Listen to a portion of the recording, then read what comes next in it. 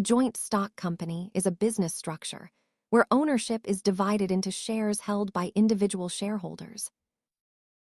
This structure allows many people to pool their capital together to fund large projects while sharing the risk. The most critical feature is limited liability, meaning your personal assets are protected if the company faces financial trouble. These companies are separate legal entities, meaning they can own property, sign contracts, and sue or be sued independently of their owners.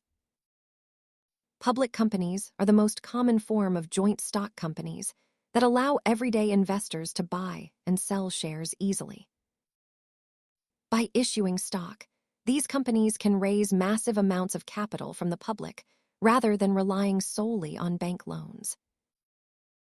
Remember that as a shareholder, you own a piece of the company, but you generally do not run its day-to-day operations.